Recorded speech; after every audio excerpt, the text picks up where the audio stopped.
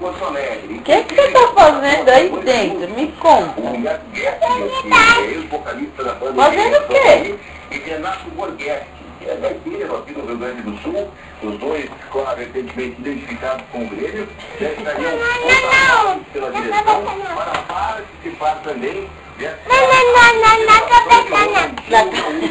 que chegaria no helicóptero. Cadê a Bárbara?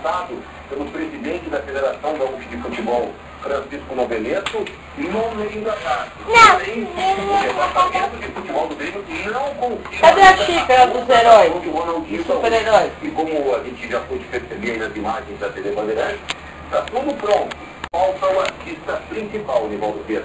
Cristiano, muito obrigado, legal.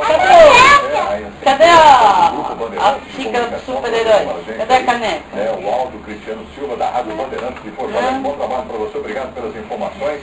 Eu fico imaginando o seguinte, que existe um encontro, então, das organizações do Grêmio.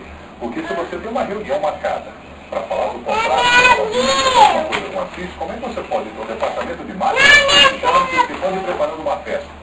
Se está preparando uma festa, não há necessidade de uma reunião. Seria só um protocolo, você vai lá e assina o contrato. Não é uma reunião, não é, doutor?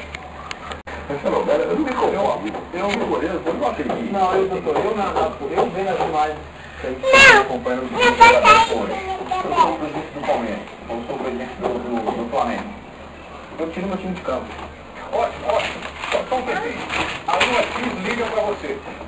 É o que tem acontecido durante a semana. Aí ele te liga e fala, não tire seu time de campo, você ainda está dentro.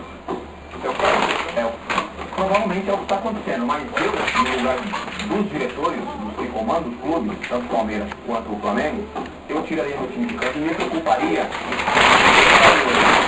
do longo do ano. Eu não sei o que vai acontecer no ano de novo. Ele não vai lembrar mais. Tudo que você está sinalizando, isso virou Ronaldo Gaúcho